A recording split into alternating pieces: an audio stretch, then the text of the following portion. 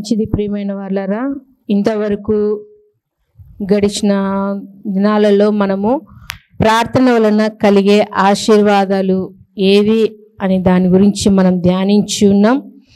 తిరిగి దేవాది దేవుడు మనతో మాట్లాడబోతున్న మరొక ప్రార్థనా అంశం ఏమనగా, ప్రార్థించుట వలన కలుగు అద్భుతములు. ప్రార్థించుట వలన కలుగు అద్భుతములు. ప్రార్థన గురించే మాట్లాడుతున్నాం కాబట్టి ప్రార్థనలోనే ఉందాము. ఏమేమి అద్భుతాలు జరుగుతాయి మన జీవితాలలో? ఇక్కడ మోకరించిన ప్రతి ఒక్కరి జీవితాలలో ప్రార్థనల ద్వారా అనేకమైన అద్భుతాలు పొంది ఉన్నాం. ఏం అద్భుతాలంటే, నశించిపోతున్న మన కుటుంబాల పట్ల దేవుని సన్నిధానంలో ప్రార్థించినప్పుడు ఒడ్డున చేర్చినాడు, ఒక స్థితిలోకి నిలవపెట్టినాడు. నలుగురు మన వైపు తేరి చూసేటట్లు దేవుడు మన జీవితాలను మార్చి ఉన్నాడు. అలాగే కొంతమంది ఉన్నారు, వాళ్ళు ప్రార్థన చేయడం వల్ల వారి జీవితాలలో ఏమి అద్భుతాలు కలిగి ఉన్నాయో లేఖనాలకు వెళ్దాము. పరిశుద్ధ గ్రంథం నుండి పాత నిబంధన గ్రంథము, దానియేలు గ్రంథము 6వ అధ్యాయము. ఇక్కడ ఒక వ్యక్తి ప్రార్థన చేయడం వల్ల ఏమి అద్భుతం పొందుకున్నాడో 6వ అధ్యాయము 10వ వచనంలో ఉన్న దేవుని మాటలను చదువుదాము. 6వ అధ్యాయము 10వ వచనంలో ఉన్న దేవుని మాట చదువుదాము. ఇట్టి శాసనము సంతకము చేయబడినని దానియేలు తెలుసుకొనినను అతడు తన ఇంటికి వెళ్ళి యథాప్రకారముగా అనుదినము ముమ్మారు మోకాలుని తన ఇంటి పైగది కిటికీలు యెరూషలేము తట్టుకు తెరవబడి ఉండగా తన దేవునికి ప్రార్థన చేయుచు ఆయనను స్తుతించుచు వచ్చెను. ప్రియమైన వాళ్ళారా, దేవుడు మొదటిగా ప్రార్థన వలన కలిగే ఆశీర్వాదాల గురించి తెలియజేసినట్లు తిరిగి మనతో మాట్లాడుతున్నాడు. ప్రార్థనల వలన కలుగు అద్భుతములు. ఈ సమయంలో మన జీవితంలో అద్భుతాలు కావాలంటే దేవుని సన్నిధానంలో ప్రార్థిస్తున్న మనకు దానియేలు గారి యొక్క జీవితము ఒక చక్కటి పాఠంగా మనకు తెలియజేయబడుతుంది. ఏమంటే, అద్భుతాలు రావాలి అంటే ప్రార్థనల వలన సింహాల నోటి నుండి తప్పించబడతాము. సింహాల నోటిలో నుండి. సింహాలు అంటే ఇర్మియా గ్రంథంలో కూడా ఒక మాట తెలియజేసింది. సింహాలు మనకు ఎదురైనప్పుడు అంటే సింహము దేనికి సూచనగా ఉందంటేనా, సమస్యలకు సూచనగా ఉంది. దానియేలు గారికి ఒక సమస్య వచ్చింది. అంత అధికారిగా ఉన్నాడు, ఆ రాజ్యంలో 3వ వ్యక్తిగా ప్రధానుడిగా ఉన్నాడు. ఒక మంచి పొజిషన్లో ఉన్నప్పుడు ఆ స్థితిలో ఉన్న వ్యక్తిని కిందికి పడద్రోయాలి, అతని మీద ఒక నెపము మోయాలి. మనము చూస్తుండగానే బానిసగా వచ్చిన వ్యక్తులు మనపై ఏలుబడి చేస్తున్నారు, ఉన్నతమైన స్థితిలో నిలబడి ఉన్నారు. వారి అధికారం క్రింద మనం ఉండడం ఏమిటి, ఎట్లైనా ఉన్నా కానీ మనమే ఉండాలి అని దానియేలుకు శ్రమలు, సమస్యలు, ఇబ్బందులు ఏ రూపంలో వచ్చినాయి? సింహాల రూపంలో వచ్చినాయి. ఏమొచ్చినాయంటే ఈ 6వ అధ్యాయంలో మనకు బాగా తెలుసు. రాజు దగ్గరికి కొంతమంది వ్యక్తులు వచ్చి, అయ్యా, నీకు తప్ప ఎవ్వరికి ఎవరు వారి దేవుల దగ్గర మొరపెట్టకూడదు అని ఒక శాసనం రాయండి.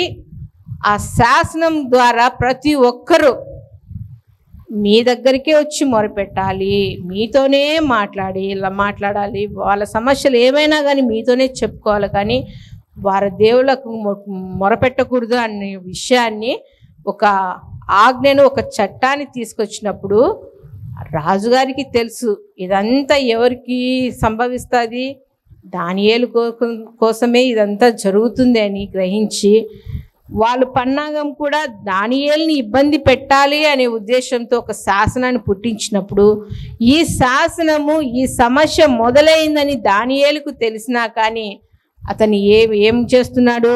10వ వచనంలో ఇట్టి శాసనము సంతకము చేయబడనని దానియేలు తెలుసుకొనిను అతడు తన ఇంటికి వెళ్ళి యథాప్రకారముగా దేవునికి ఏం చేస్తున్నాడు? ప్రార్థన. ఇప్పుడు మన దగ్గరికి వద్దాం.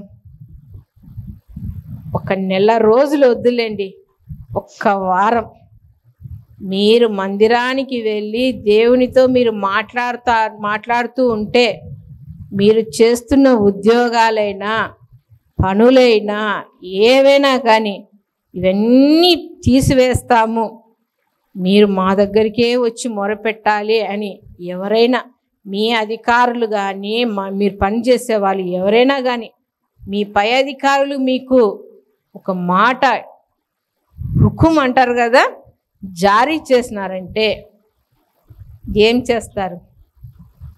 ఆ సమస్యలలోంచి విడుదల పొందుకోవాలని ఎందుకు వచ్చిన సమస్యలేనాయనా ఏదో మనసులో మాకు సాయం చేయనైనా అనుకుని పక్కకు పోతాం, కానీ అందరికీ కనపడేటట్లు మేము మందిరాలకు వెళ్ళలేం, దేవునికి ప్రార్థన చేయలేం, మొరపెట్టడం ఎందుకు? లేనిపోని తలకాయ నొప్పులన్నీ తెచ్చుకోవడం ఎందుకని టక్కన ఆగిపోతారండి. మొన్న ఈ మధ్యకాలంలోనే దైవజనులు గారికి వేరే సేవకులు ఫోన్ చేసి చెప్తున్నారు, నేను అక్కడే కూర్చొని కాలబడి అక్కడే వింటా ఉండా. ఏమని? మంచి విశ్వాస కుటుంబం అంట. ఎప్పటి నుండి? మందిరం పునాది వేసినప్పటి నుండి ఆ కుటుంబము పరిచర్యకు మంచి సహకారంగా ఉన్నారంట. ఆ కుటుంబం ప్రతి విషయంలో సేవకునికి చేదోడు వాదోడుగా ఉండి అన్ని విషయాలలో ఒక కుటుంబ సభ్యులుగా కలిసిపోయినారు ఆ సంఘస్థులు, ఒక కుటుంబం.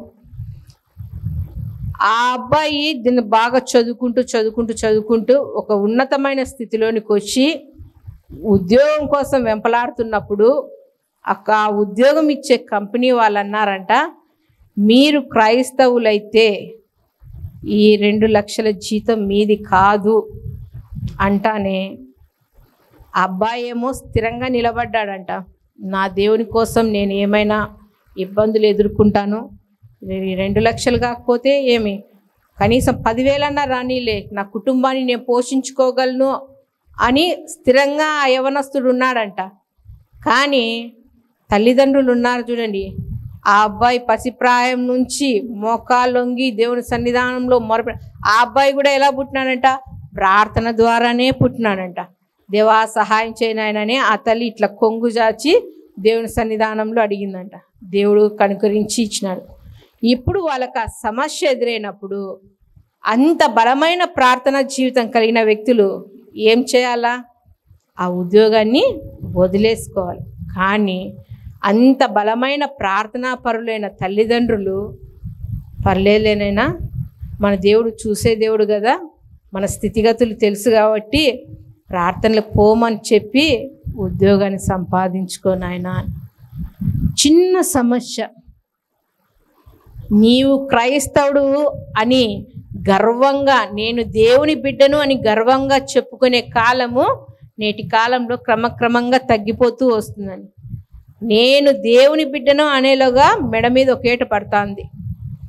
మేము ప్రార్థనకు పోయే వాళ్ళం అంటే మోకాల మీదే ఏట్లు పడుతున్నాయి. ఎన్నో వార్తలు వింటున్నాం, సేవకులపైన, మందిరాలపైన, విశ్వాసులపైన దాడులు జరుగుతున్నాయి. ఇవి గమనించాం. కానీ ఏవేవో ఏమిటి సీరియల్స్, ఈ క్రికెట్లు ఇవన్నీ ఉంటాయి కదా, చెత్త చెదారం, వీళ్ళ మీద మనసు పెడుతున్నారే. కానీ క్రైస్తవుడిగా ఉన్న వ్యక్తికి ఏమేమి ఇబ్బందులు జరుగుతున్నాయి, ఎలాంటి హింసలు మొదలైనాయి, ఎక్కడ ఏమేమి జరుగుతున్నాయని గ్రహించడం లేదండి. పోతే సేవకుడే పోతాడు, సేవకుని కుటుంబమే పోతుంది. ఈ మందిరం మూతబడిందంటే ఏదో మూలను కూర్చొని ఒకసారి ప్రార్థన చేసుకుందాంలే అని ఆ సమస్యలను ఎదుర్కోలేక పక్కదో పోయేవాళ్ళను. కానీ దానియేలు గారు బానిసగా వచ్చినా కానీ ఆ రాజు భుజించే ఆహారాన్ని భుజించుకోకుండా, అది నిషిద్ధము, అది శాపగ్రస్తమైన ఆహారము, అలాంటి ఆహారాన్ని మేము ముట్టము, మేము పరిశుద్ధులుగానే ఉన్నాము, పవిత్రులుగానే ఉంటాము, మా దేవుని పక్షాన మేము నిలబడతాము అని దానియేలు గారితో పాటు అతని స్నేహితులైన వారు కూడా ఎన్నో ఇబ్బందులు పడుతూ ఒక ఉన్నతమైన స్థితిలో నిలవబడ్డారండి.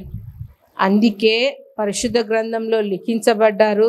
వారి గురించి మనం ధ్యానం చేస్తూ ఉన్నాం. మనకు కొద్దిపాటి శ్రమ ఎదురైతే, ఇబ్బంది ఎదురైతే ఆ దేవుడు వద్దు, ఆ ప్రార్థన వద్దు, ఆ మందిరము వద్దు అని చక్కగా దుప్పటి కప్పుకొని నిద్రపోయే వాళ్ళు చాలామంది ఉన్నారు. మందిరంలో చాలామంది అదే స్థితిలో దూరమైన వారు చాలామంది ఉన్నారండి. ఒకప్పుడు బలమైన ప్రార్థనా జీవితం కలిగిన వారు ఎన్ని శోధనలు వచ్చినా, ఇబ్బందులు వచ్చినా తట్టుకోగలము, మా దేవుడే మా పక్షాన వ్యాజ్యం ఆడతాడని మొరపెట్టిన వాళ్ళు కొద్ది సమస్యలు, అవి దేవుని మూలంగా రాలేదండి, వాళ్ళు స్వతహాగా తెచ్చుకునే సమస్యలను బట్టి దేవుణ్ణి విడిచి ఇంకా శ్రమలు పొందుకున్న వారు చాలామంది ఉన్నారు. ఈ సమయంలో దేవుడు నీతో మాట్లాడుతున్నాడు. నువ్వు ప్రార్థించడం ద్వారా నీకు అద్భుతాలు కలగాలంటే ఏం రావాలా? శ్రమలు రావాలా. శ్రమలు వస్తే మా ఇంట్లో క్యాలెండర్లో ఒక కొటేషన్ ఉందండి, శ్రమ పడుట వలన శరీరము దృఢపడుతుందంట. కష్టాలు వస్తే ప్రార్థనలో బలపడతామంట. అది కరెక్టే, చాలా మంచి వచనమే. రోజు పనికి వెళ్తున్నాము, శరీరాన్ని నలగొట్టబడుతున్నాము, అనేక పనులు, ఎండల్లో అంతా పనులు చేసుకుంటున్నాం. శరీరము కష్టం చేయడం వల్ల దృఢపడిపోయింది, గట్టిపడిపోయింది. ఏ వ్యాధి వచ్చినా తట్టుకునేంత శక్తి శరీరానికి ఉంది. ఏ కష్టమైన పని చేయలేకోకుండా సుఖంగా ఉండి తిని మంచానికి పండుకుంటా, ఇంట్లో భార్య నేర్పించుకుంటా, అమ్మను నేర్పించుకుంటా, అత్తమామలు నేర్పించుకుంటా, పిల్లలు నేర్పించుకుంటా, అన్ని కాలకాడికి తెచ్చుకుంటా, వాడికి ఒక దినాన ఎండకు పోయి ఒక పని చేయమంటే అక్కడే పడిపోతాడు.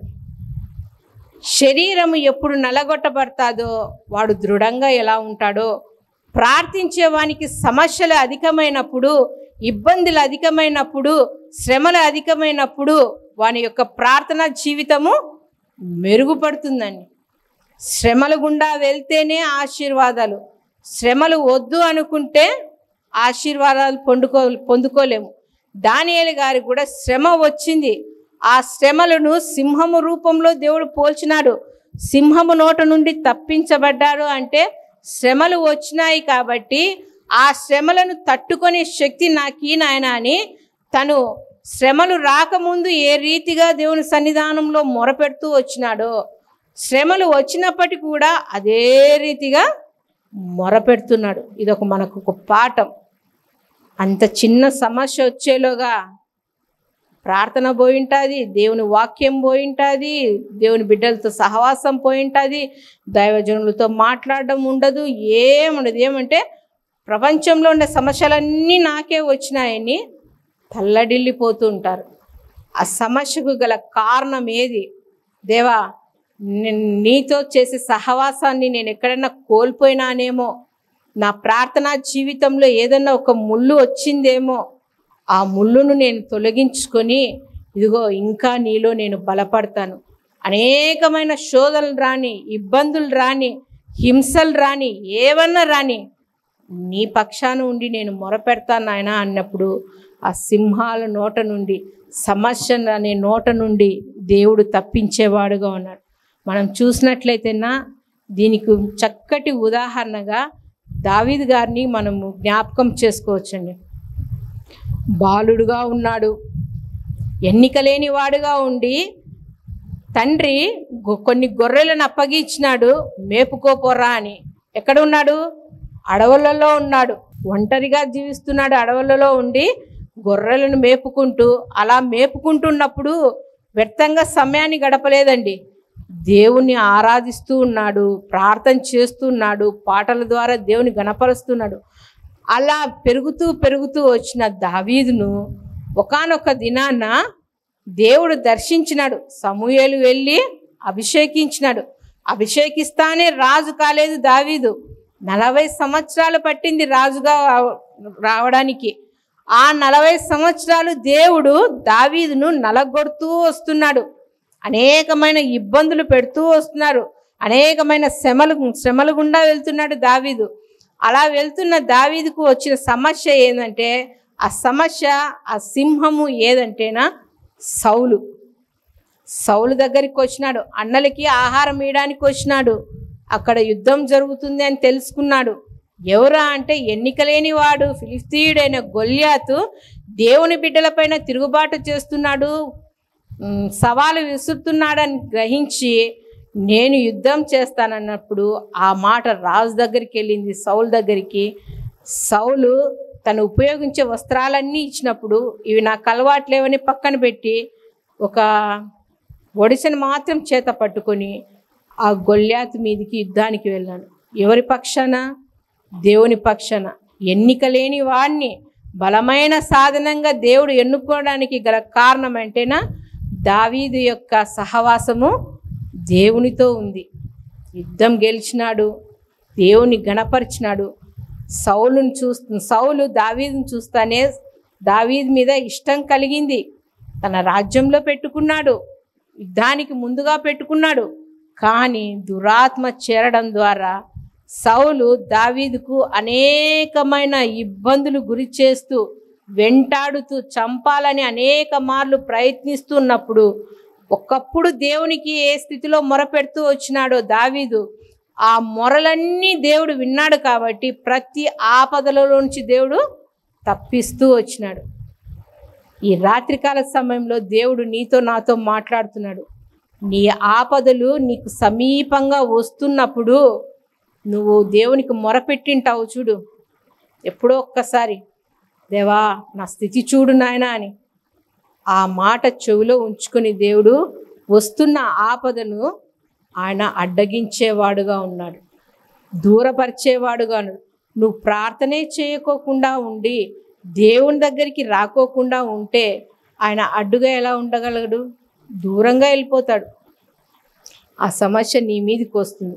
దావీదుకు అన్ని ఇబ్బందులు వస్తూ చేస్తూ అన్ని సమస్యలలో ఉన్న ఒక చక్కని మాట దేవుడు దావీదు నోట పలికించినాడు. ఒకసారి చూద్దామండి. సమూయేలు 2వ గ్రంథము 7వ అధ్యాయము. మనం ఎన్నోసార్లు ఈ మాట వింటూనే ఉన్నాము, మన ప్రార్థనలో కూడా ఉచ్చరిస్తూ ఉంటాము. 7వ అధ్యాయము 18వ వచనంలో చక్కగా ఈ మాట మాట్లాడతాడండి. దావీదు రాజు లోపల ప్రవేశించి యెహోవా సన్నిధిని కూర్చుండి ఇలాగున మనవి చేసెను, నా ప్రభువా యెహోవా, ఇంతగా నీవు నన్ను హెచ్చించుటకు నేనెంతటి వాడను, నా కుటుంబము ఏ పాటిది. చాలండి. ఇంతగా మాట్లాడడానికి గల కారణం ఏమి దావీదు అంటే, అయ్యా అనేక సమస్యల గుండా, ఇబ్బందుల గుండా నేను వెళ్తున్నప్పుడు నువ్వు నాకు తోడుగా ఉండి విజయాన్ని ఇస్తూ, ఇదిగో గొర్రెల దొడ్డిలో ఉన్న నన్ను తీసుకొని వచ్చి ఈ రాజు స్థానంలో నిలవపెట్టినావు, ఈ అంతఃపురంలో నన్ను నిలవపెట్టినావు, నీ ప్రజలను పరిపాలించుటకు నన్ను ఎన్నుకున్నావు. అంత మాత్రమే కాకోకుండా సౌలు నుంచి నన్ను తప్పిస్తూ వచ్చినావు, భద్రపరుస్తూ కాపాడుతూ వచ్చి ఇదిగో ఒక రాజ్యానికి అధికారిగా నన్ను నిలబెట్టి నీ మందిరాన్ని నేను కట్టాలనే ఆశ నాలో ఉన్నప్పుడు నీతో కాదు, నీ గర్భవాసం నుంచి వచ్చే కుమారుని ద్వారా మందిరాన్ని కట్టించుకుంటా అన్నావు చూడండి. ఆ మాటను బట్టి మహారాజైన దావీదు దేవుని సన్నిధానంలో కింద కూర్చుండి ఇంతగా నన్ను హెచ్చించుటకు నేనెంతటి వాడను. కరెక్టే కదండి. మనమైతే ఎన్నిక లేని వారమే, ఏ మాత్రం లెక్కలేనికి లేని వారం. అస్సలు మన బంధువుల దృష్టిలో అల్పమైన వాళ్ళమే. అలాంటి వారిని మనల్ని దేవుడు ఆయనను ఘనపరుస్తున్నప్పుడు దేవుడు మనల్ని కూడా ఘనపరుస్తూ ఈ స్థితిలోకి నిలబెట్టినాడు. అవునా కాదా? ఒకసారి ఆలోచించుకోనండి. మన కుటుంబము ఏ పాటిది? నేనైతే ఎప్పుడైతే గర్వంగా చెప్పుకోగలనండి, నా తల్లిదండ్రులు క్రైస్తవులే. ఎన్నోసార్లు దైవజనులు అంటుంటారు కదా పండగ క్రైస్తవులని. ఖచ్చితంగా పండగ క్రైస్తవులే నా తల్లిదండ్రులు. నా తండ్రి అయితే ప్రార్థన చేసుకుంటాడే కానీ మమ్మల్ని వాక్యంలో బలపరచలేదండి.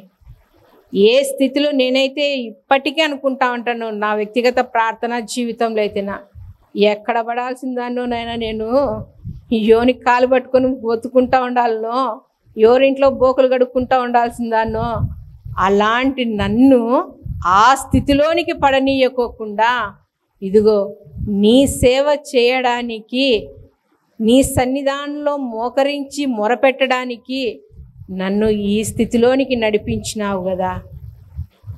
ప్రతిదీ సమస్తం వివాహమైనప్పటి నుండి నేటి దినకాలం వరకు ఈ జీవితాన్ని నేను అనుభవిస్తున్నానంటే దేవుని ఉచితమైన కృప అండి. ఎన్నికలేని దానిని నా కుటుంబంలో నా రక్త సంబంధికులు దేవుని మాటలు చెప్దామని పరిశుద్ధ గ్రంథాన్ని ఇలా చేత పట్టుకొని వాళ్ళ దగ్గరికి వెళ్తే నిజంగా చెప్తానండి, ఫస్ట్ దీన్ని పక్కన పెట్టే అంటారు. పక్కన పెట్టేసి మామూలుగా వచ్చి మాతో మాట్లాడని అంటానే ఇంకా పూర్తిగా నేను వాళ్ళతో సహవాసాన్ని కోల్పోయినాను.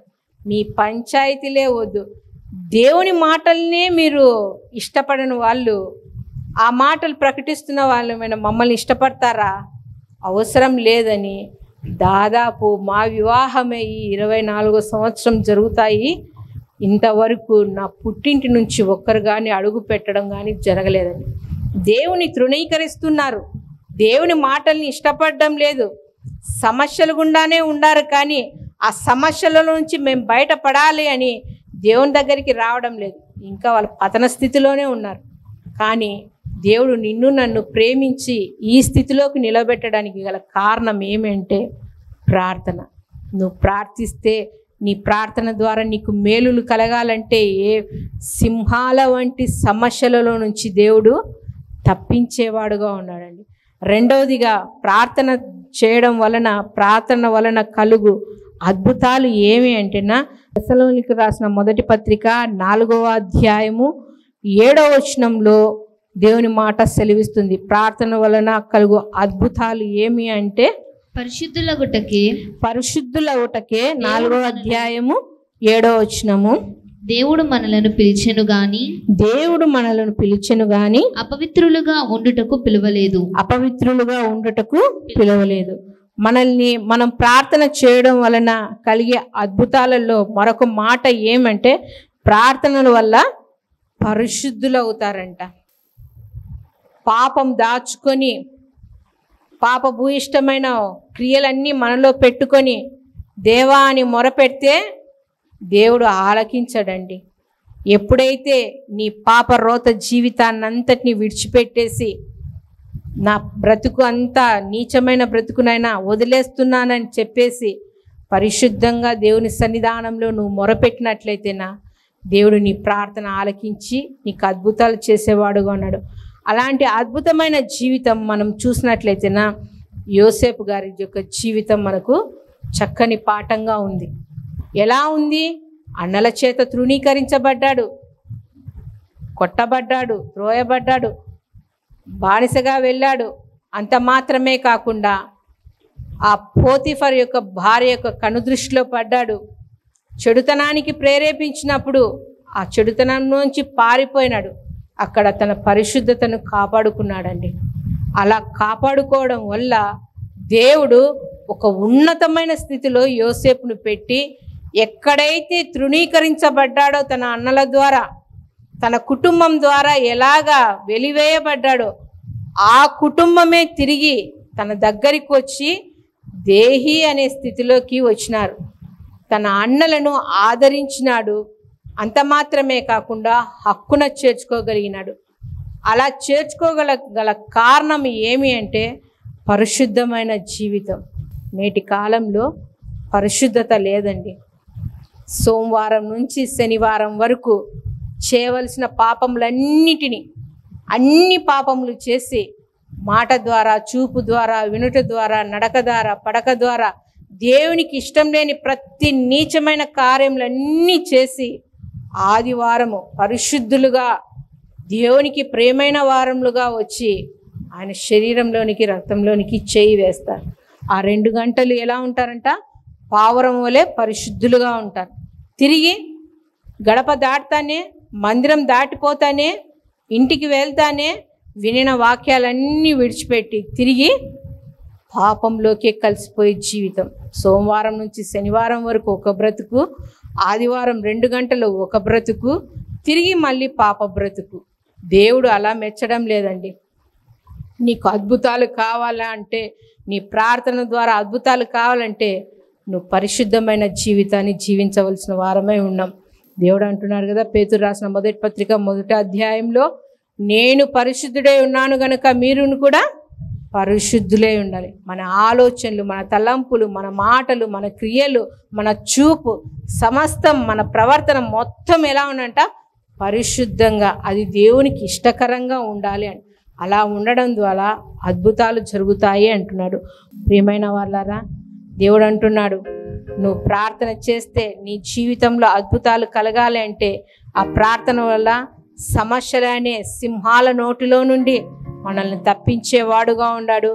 ప్రార్థనల వల్ల ఈ లోక మాలిన్యాలు ఏవి మన దేహానికి కానీ మన కుటుంబానికి అంటుకోకుండా పరిశుద్ధమైన జీవితాన్ని జీవించే గొప్ప భాగ్యాన్ని దేవుడు అనుగ్రహిస్తాడు. ప్రార్థనల వలన దేవుని చిత్తమేదో మన జీవితంలో నువ్వు ఏ పనైనా పూనుకున్నట్లయితేనా, దేవుని సహాయాన్ని అర్థించినట్లయితేనా దేవుడు నీకు విజయాన్ని ఇచ్చేవాడుగా ఉన్నాడు.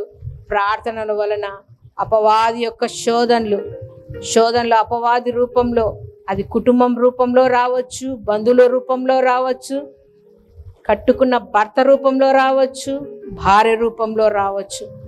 ఏ శోధనలు వచ్చినా నువ్వు ప్రార్థించడం ద్వారా ఆ శోధనలన్నింటినీ దేవుడు తొలగించి మేలులు, అద్భుతాలు, ఆశ్చర్యమైన కార్యాలు మన జీవితంలో దేవుడు కలుగు చేస్తాడు.